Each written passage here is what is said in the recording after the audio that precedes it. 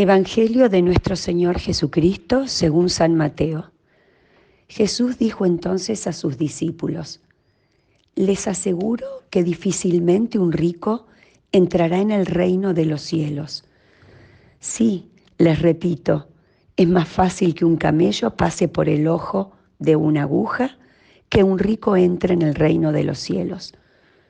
Los discípulos quedaron muy sorprendidos al oír esto y dijeron: entonces, ¿quién podrá salvarse? Jesús, fijando en ellos su mirada, les dijo: para los hombres esto es imposible, pero para Dios todo es posible. Pedro, tomando la palabra, dijo: tú sabes que nosotros lo hemos dejado todo y te hemos seguido. ¿Qué nos tocará a nosotros? Jesús les respondió: les aseguro que en la regeneración del mundo, cuando el Hijo del Hombre se siente en su trono de gloria, ustedes que me han seguido también se sentarán en 12 tronos para juzgar a las 12 tribus de Israel.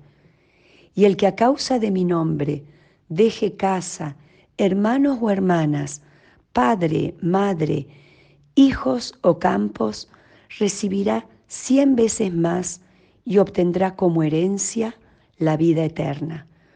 Muchos de los primeros serán los últimos y muchos de los últimos serán los primeros. Es palabra del Señor. Gloria a ti, Señor Jesús. Buenos días, queridos hermanos.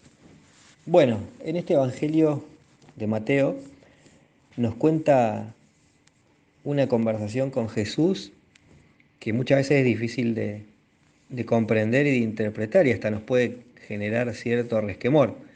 Él habla de quiénes van a poder salvarse, ¿no? Y él asegura que difícilmente, dice, los ricos entrarán al reino del cielo. Entonces este Evangelio ya genera controversia desde el vamos, incluso a sus propios discípulos, que le preguntan, entonces, ¿quién podrá salvarse? Recordemos la sociedad en la que vivía Jesús en ese momento, donde existían los ricos y los pobres, ¿no?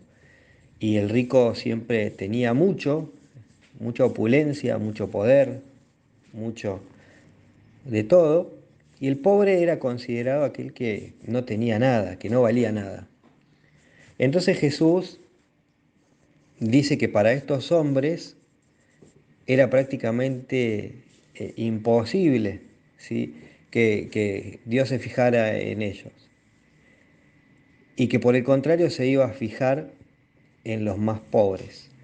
Algo difícil de interpretar porque podemos pensar que el rico no tiene acceso a Dios y en realidad Jesús no nos quería decir esto, sino simplemente que el que mucho tiene, mucho conserva y nada lo da, es aquel que tal vez no esté pensando en la palabra de Dios y en lo que Dios nos pide como obra. Lo compara con la dificultad de un camello, ¿no? De entrar, y dice que los que estén sentados, ¿sí? Los que se sienten junto a él, van a lograr el reino del cielo. Dice que también ellos serán, ¿sí? Los que juzguen a las tribus de Israel, es decir, que les va a dar un lugar de preponderancia junto a él y junto al Padre. Y termina con esta oración que siempre mencionamos y que seguramente más de uno de ustedes habrá escuchado alguna vez y que también se relata en otras partes de la Biblia de otra forma, diciendo: muchos de los primeros serán los últimos y muchos de los últimos serán los primeros. Y con esto último es con lo que me quiero quedar en esta reflexión de hoy.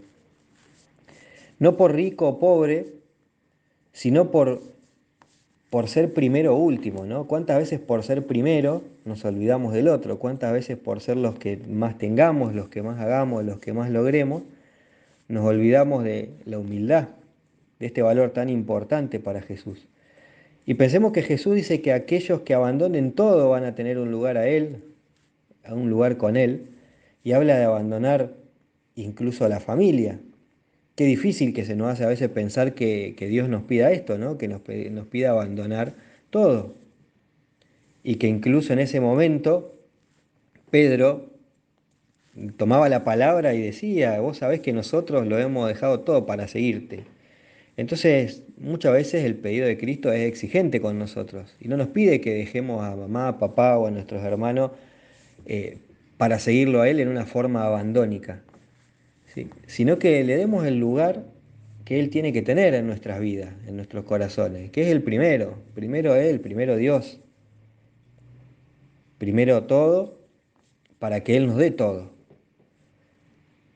Y en el mismo relato al final también nos habla de ir al final, pero ir al final con humildad, ¿sí? Ser el último no significa ser menos, no significa ser poco, no significa ser pobre, ¿sí? Ser menos no es lo que nos pide ir al último. Y muchas veces no nos olvidemos que el último en un grupo es el que empuja, el último en un grupo es el que acompaña, el último en un grupo es aquel que está observando al resto, que está viendo la forma de contenerlo. Eso es lo que nos pide Jesús. Si vamos primero y vamos siempre adelantados y vamos siempre corriendo contra todo, seguramente no nos fijamos en el otro. No nos fijamos en el que está necesitado, no nos fijamos en el que necesita apoyo, no nos podemos brindar, no podemos brindar un servicio, no nos podemos acercar a una comunidad, a una parroquia, porque en realidad lo que estamos buscando alimentar es el ego, la soberbia y tantas otras cosas que nos hacen mal.